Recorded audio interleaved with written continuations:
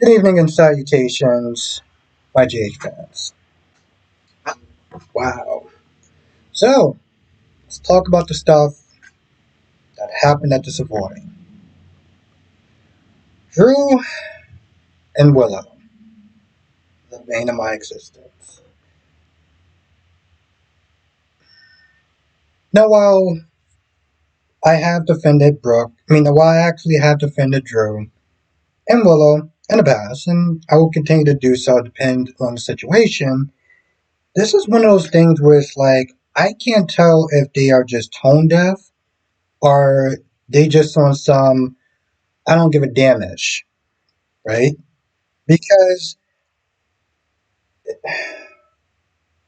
they're also out of pocket in so many different ways.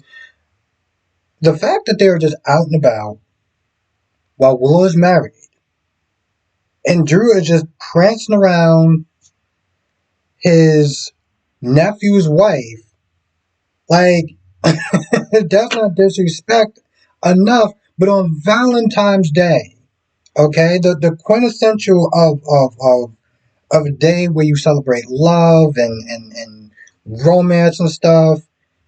I mean,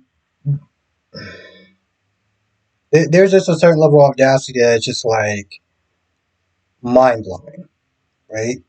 But you go to Curtis's club. Now, Curtis is not the only club that's in town that you could have chose to go to. Okay, I get it on some level. You know, everyone's going to sit there and judge them, regardless of whatever sins that they got going on. They're going to sit there and judge them, right? So it's not like, okay, you should be hiding from the world or anything like that, but how you move in his life is you know, and you choose to sit there and go to Curtis's club. Like what? You know damn well that he don't like your ass, right? And while I always sit there and say that Curtis has actually kind of went a little too hard at times, doing a little bit too much on some level. He's 100% right. Why the hell is this man in my damn club? And Portia was just saying the same thing. So they're sitting down, they're chilling. Um, And Willow is not there giving Brad the stink eye, right? Judging the hell out of Brad. And even Brad was like, yo, isn't that ironic how Willow's not there judging me? Given what you're doing right now, like, are you kidding me? And yeah, I get it. She doesn't like Brad for what he wound up doing. I get that part. But I'm like, boo, you not there judging him while you're not there getting pissy that everyone's not there judging you is not making you look any better. It's really, really not. So Curtis comes up to Drew and is like, hey, listen, I don't want you in my club. Says it right in front of Willow. Pulls him to the side and is like, I don't want you here. And this is my business. I have a right to refuse service. They talk a little bit, but eventually Drew leaves and takes Willow with him. When he came back, Willow's like, so we leaving, right? yeah, y'all leaving. Why the hell was y'all there in the first place? How about that? How about we answer that question? We're not going to do that? Okay, cool. So he takes her back to his place. And he asks for her to move in with the kids. Our kids. Our kids?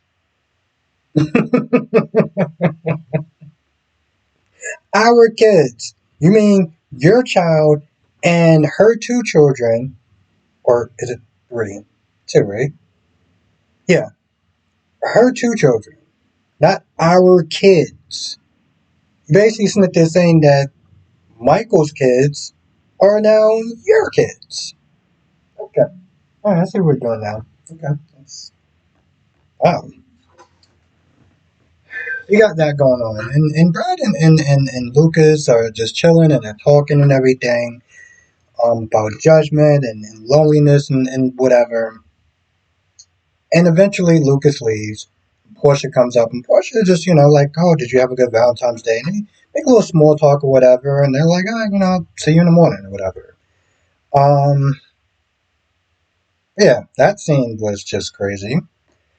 Emma, I don't think that Emma's the worst character. I do feel that she does get a little extra. Adam, it's incredible to me that she came there with Gio. And, Emma wants to get Jocelyn on board the whole, fighting for the animals and stuff like that, testing it and everything. Obviously Jocelyn's is about that life. Any person that's sane enough is about that life, as far as just whatever. She wants her to get more involved. Now, granted, she is working, so she was a point she had to stop and walk away. And Emma was like, "Oh, well, I know you're working, but isn't that just like very rude?" I'm like, "No, you ambushed her at her job while she's in the middle of her job. I, I get that you don't get that, Emma, because you're not working, but like working people have to work." And Gio was like, "Hey, listen, just chill out. She's at work. Next time she comes in, get to the point. She is pretty busy, and I'm pretty sure she's probably by herself, or maybe a cook." The fact that Gio had to sit there and say that to her shows you just how tone deaf that she is. Um. Anyway, she asks, Jocelyn can't do it. She don't have time because she's busy, solving Dexter's murder. So she's like, "I don't have time, but I can sit there and give some money towards the cause." And Emma kind of gets a little annoyed. She's like, "Oh, well, throw money at the problem or whatever." I'm like, if she said no, she said no. You need to drop it and let it go. I get, and I can already see the comments. I know people are gonna sit there and say, "Well, she's just like Robin." Okay, well then Robin was annoying back then too. Then, congratulations, you just brung out a point that doesn't like. I know why she's doing it, but it's still annoying, right? I just want to, because I do read the comments when I have time, and I know somebody's going to sit there and say, "Well, she's doing that because she's Robin's daughter," and it's like, that doesn't make it better. That really doesn't. Thank you for pointing that out. Anyway, she leaves, and after that, don't get me wrong, I'm not shitting on anyone's comments. It's like I know why she is the way that she is. It just she still irks the living shit out of me, regardless. Um, anyway, they talk for a little bit, and they seem like they're getting a little bit closer and stuff. Emma admits like, listen, I know I kind of go a little bit too strong, a little too hard, or whatever, and so it's kind of a nice moment. I can see where it's going. At least it's getting, if nothing else, it's getting Gio something to do. And when Gio used to just show up sometimes, he was just there or playing the violin or doing something or whatever. And people would just find all sorts of reasons to sit there and shit on him. At least now he's active. It's just sad that you had to sit there and bring another character in to sit there and make him. I don't want to sit there and say more interesting. Anyway, let's talk about Lulu and Brooklyn. Let me tell you something. This whole thing spiraled out of control so fast, right? Brooklyn gets called in, and she sees that Lulu is arguing with the guy on the phone. This guy is just not an ordinary guy. This guy is providing them with some sort of rare mineral, that deception clearly needs, right? And at first she's like, listen, you don't need to be so hard on the phone and yelling at him and things of that nature. And I get it. It's sort of like customer service, but at the end of the day, no one likes to be disrespected, right? And so she's like, "Yo, listen, this guy's not you want me to sit there and be taking it, just being yelled at and stuff like that? So, whatever." Then she gets upset of the fact that she called her in. It's like, why'd you call me in on Valentine's Day? So you didn't want to sit there and bother Maxie, but you would bother me. And I'm like, Brooklyn, see, that's just kind of out of pocket. First of all, no one knows that Maxie is bedridden with like the flu or whatever. She's sick. So she would have had to call you in anyway. And yeah, I get it's Valentine's Day, whatever, but at the end of the day, boo, put in your big girl pants and do your job. That's your job. So like stop whining about the fact that she called you in. You have to do your job. So it goes back and forth for a while. And then, Lulu starts going in on her, saying that she has a perfect life and there's nothing wrong with her, her life, and she's going to have perfect children and stuff. And clearly she hit below the belt, but to be fair, she didn't know the situation until Dante came in, kind of broke it up, and then told her, um, No, because she kept pressing. She was like, "Well, why do you want me to sit there and leave her alone?" And then she pressed, and he told her, and then she had the, "Oh shit, I really messed up," you know. But it's just one of those things where it's like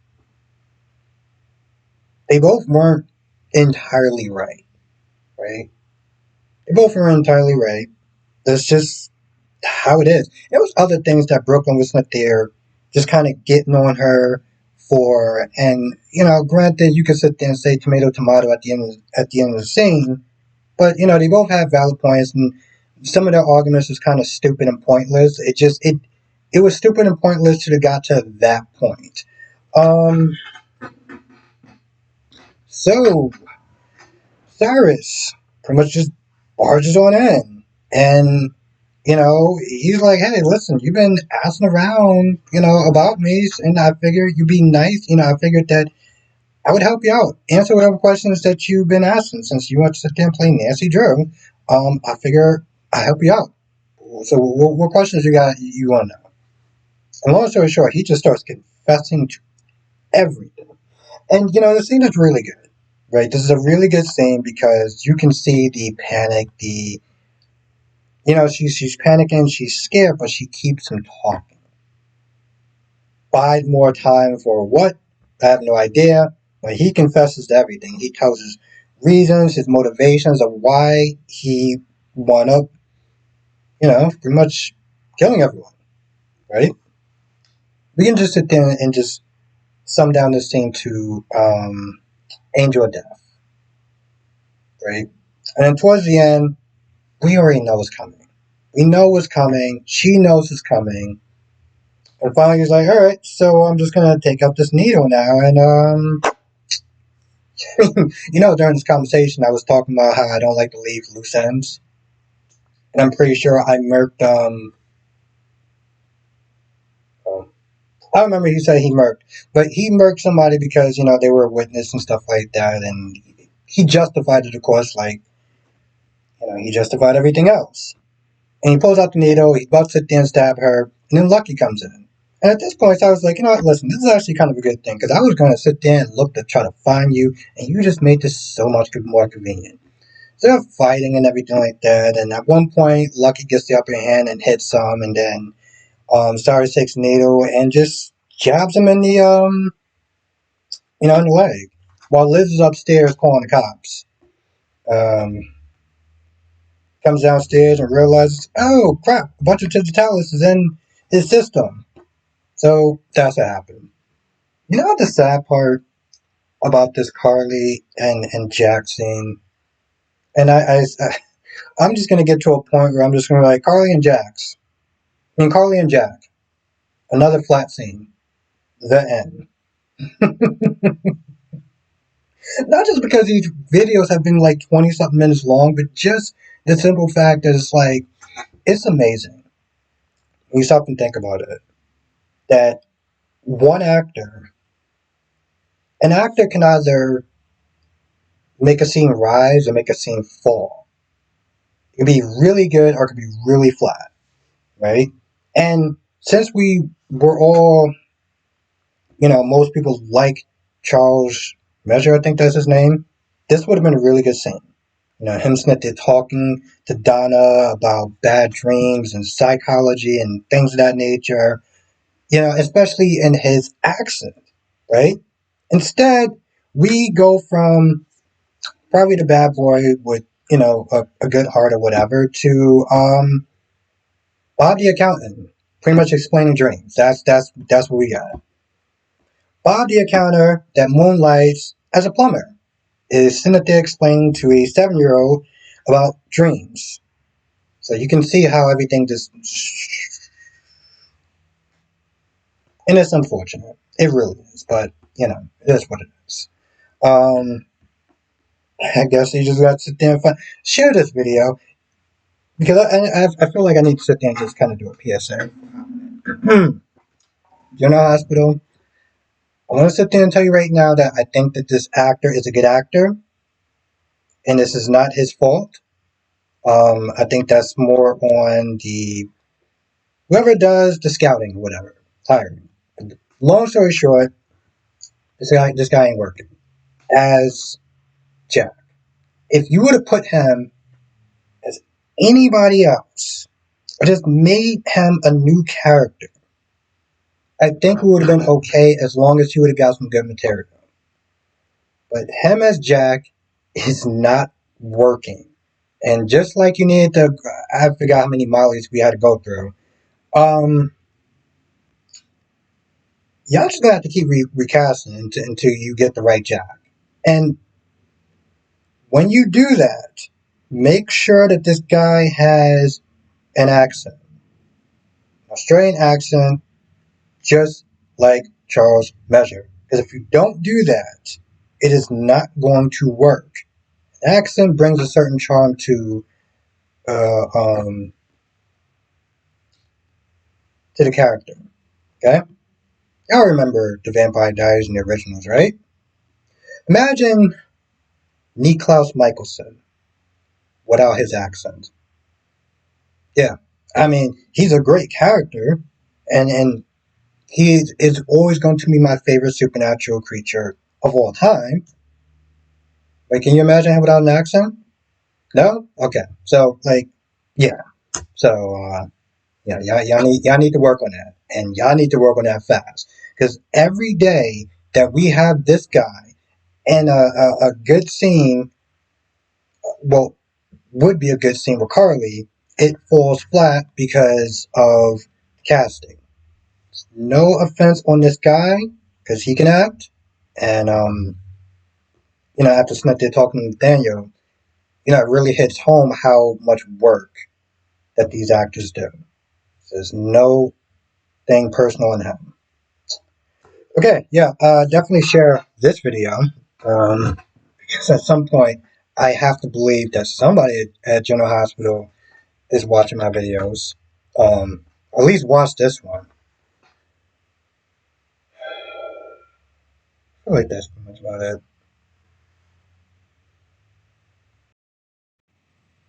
Alright, well, I feel like that's actually about it. I might have missed something. Um, anyway, that's the general gist of the episode. If I missed anything, write in the comment section below. Come to the live stream tonight, 8 p.m. Eastern, 5 p.m. Pacific. I'll be sent there talking about all the shows. General Hospital, Days of Our Lives, Born the Beautiful, Young and Restless. And if anyone actually watches Hollyoaks, I'll be sent there talking about that too. And next week will be The Gates. That's 6 shows. It's going to be a lot. It's going to be so much that things may slightly change. And by slightly change, I mean like probably the most would be like maybe in my streams I may go 8:30 instead of 8 o'clock, give or take, because I'm taking on a new show and it's going to be an hour. So yeah. Anyway, as that week goes forward, I will sit there and make adjustments, and I will sit there and let y'all know. Yeah, and we'll talk about it. We'll talk more about it tonight.